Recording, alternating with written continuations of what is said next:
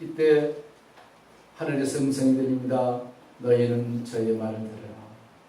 나의 택한 아들 예수 그리스도의 말을 믿으라 라고 성경이 말씀하고 있는 것입니다. 하나님께서는 예수님을 세상에 보내주셔서 주님의 별세를 통하여 우리에게 큰 은혜를 주고 계시죠. 이 별세라는 것은 주님의 죽으심과 부활의 사건을 한마디로 표현하는 단어인 것입니다.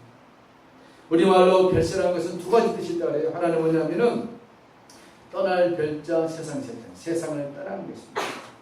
또 하나는 다를 별자 세상 세상, 세상에서 다르게 사는 거예요. 그러니까 예수님이 말씀하신 이 별세는 뭐냐? 육신의 죽음을 통하여 영원한 영광의 세계에 들어가면과 동시에 이 땅에서 그리스도 안에 있는 하나님의 백성들은 세상에서 다르게 살아가는 것입니다.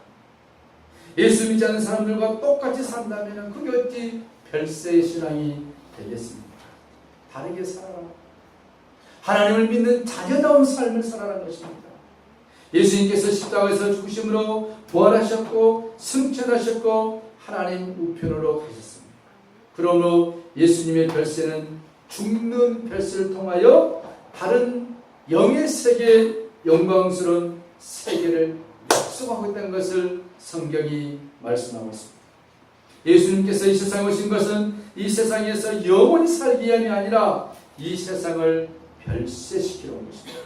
그러므로 예수님의 별세는 죽는다는 것보다는 새롭게 산다는 데 더 중요한 의미가 담겨 있는 것입니다.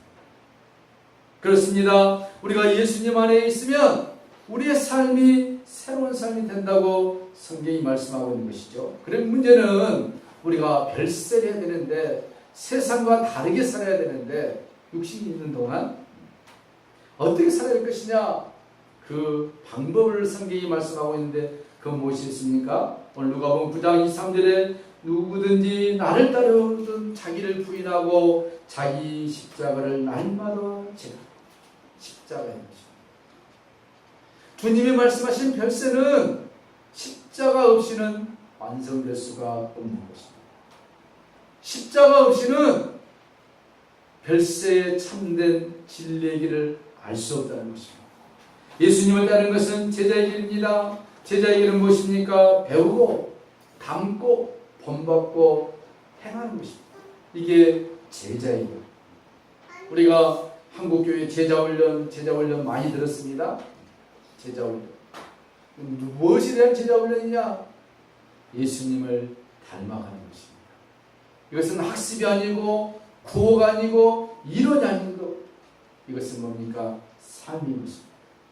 주님을 닮아가는 삶. 쉽지 않죠? 그러나 한 걸음 한 걸음 주님을 닮아가는 것입니다. 주님은 단번에 별세를 이루셨지만 우리는 날마다 우리의 십자가를 지고 별세의 삶을 살아갈 때 거기에 하나님의 은혜가 임하게 되는 것입니다.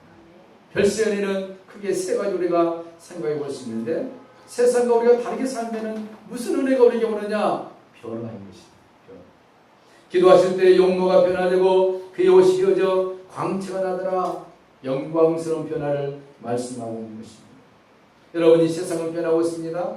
유행도 변하고 사상도 변하고 지식도 변합니다. 100년 전에 가지고 있는 지식이 지금은 보면은 쓸모없는 지식이 될 수도 있습니다. 지금의 지식이 앞으로 가면은 그것도 쓸모없을 수가 있어요. 예, 변화하기 때문에 그렇습니다. 이 세상의 모든 것은 다 변화해 갑니다. 우리 자신들도 변화해 갑니다. 우리가 거울을 보면은 변화된 모습들이 보이죠? 육신적으로. 머리가 희끗희끗해지고 얼굴에 주름살이 생기고 탄탄했던 피부가 쭈그러지고 어쩔 수 없어요. 세상에 사는 동안 그런 변화. 그렇지만 성경이 말하는 변화는 뭐냐? 내면의 변화를 말씀하고 있는 것입니다. 육신의 변화가 아니라 우리의 인격의 변화요, 삶의 변화를 지금 말씀하고 있는 것이죠. 예수님께서는 최대의 변화가 뭐냐? 십자가의 죽음과 부활이라는 것을 말씀하고 있는 것입니다. 우리가 예수님의 십자가를 받으면서 부활을 소망하면서 살고 있죠. 우리가 변화하려고 몸부림친다 해서 되느냐? 그런 노력이 필요합니다. 그러나 이것은 어떻습니까? 진리 안에 들어오면 십자가 밑에 늘 살기로 마음속에 소원하면은 나도 모르게 성령이 은혜를 주시어서 주님을 닮아가는 변화의 삶으로 만들어진다는 것입니다. 예를 들면 이런 것이죠. 우리가 살아가는데 육신이 살아가는데 필요한 것은 무엇입니까? 영양소인 것입니다. 내가 음식을 먹으면 거기에 육신에 필요한 영양소가 공급되어진 것이죠. 위를 통해서 대장, 소장을 통해서 필요한 에너지들을 공급하는 것입니다. 나머지 필요 없는 것들은 배출시키듯이. 그럼 내가 음식을 먹었을 때 이게 비타민 A냐 B냐 C냐 이걸 생각하면서 먹습니까? 아니요. 그냥 맛있게 먹어요. 왜 이렇게 음식을 맛있게 했지? 아무 생각 없이 먹어요. 먹고 그냥 끝이에요.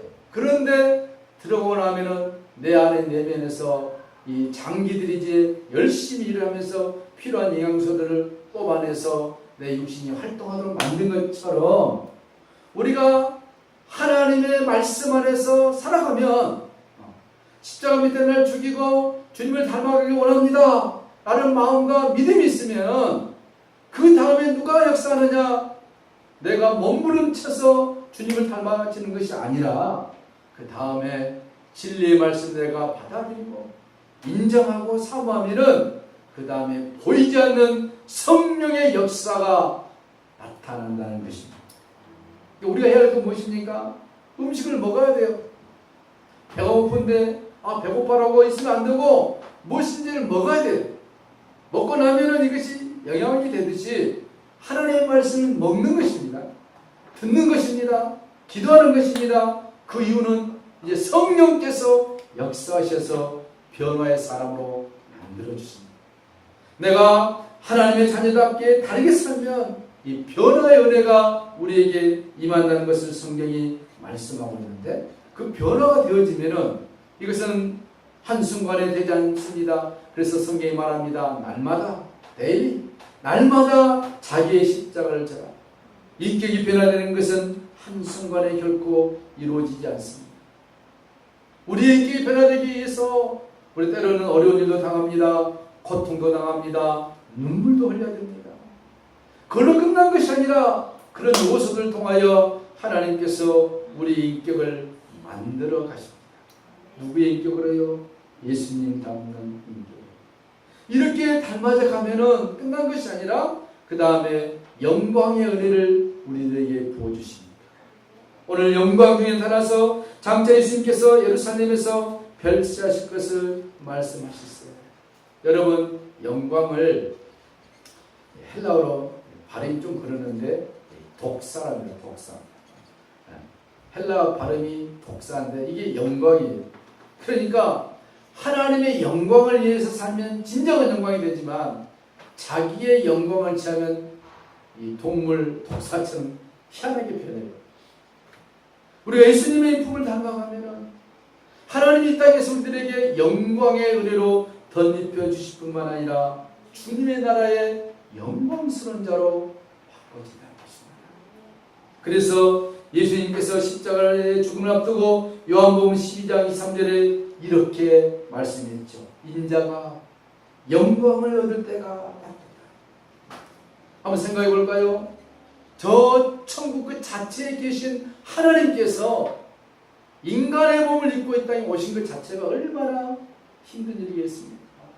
그리고 예수님이 33년 동안 사시면서 뭘 생각했겠어요? 주님의 그 나라의 영광을 그리워했다는 것입니다. 누가복음에 보면은 이런 일이 있고 나서 내가 아버지의 영광에 들어가야 되지 않겠느냐. 주님은 그 영광이 무엇인지를 아시잖아요. 오늘 주님은 성령 안에서 우리로 하여금 하나님 나라의 영광이 무엇인지를 좀 알기를 원합니다. 근데 우리가 진리의 지식에 미치지 못하여서 하나님이 잠시 주시는 맛보기의 은혜를 통해서 세상의 영광을 취해버리고 그 안에서 안주해버리는 이 얼마나 가난한 성도들입니까?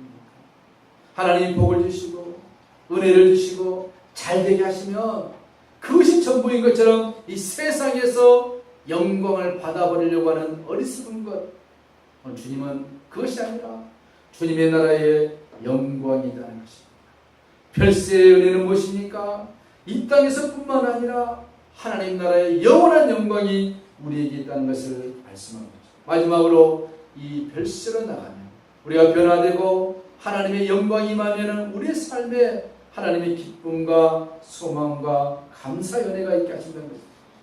두 사람이 떠날 때 베드로가 예수님께 짜오되 주여 우리가 여기 있는 것이 좋사오니 우리가 초막 셋을 질 때 하나는 주님을 위하여 하나는 모세를 위하여 하나는 엘리야를 위하여 합시다. 얼마나 그 환경이 휘황찬란했으면 베드로가 자기도 모르게 주여 여기가 너무 좋습니다. 한번 상상해 보세요. 예수님과 세 제자와 모세와 엘리야가 함께 있는 광경은 세상의 어떤 걸로 표현할 수 없는 광경입니다. 너무 황홀하니까 베드로가 주여 여기가 좋습니다. 그렇습니다. 하나님의 은혜가 우리에게 임하면 이곳이 천국입니다. 하나님의 은혜가 우리 속에 임하면 우리 심령이 천국이 되는 것입니다. 하나님의 은혜가 별세 은혜가 우리에게 임하면 그 자체가 천국의 영광을 맛본다는 것입니다.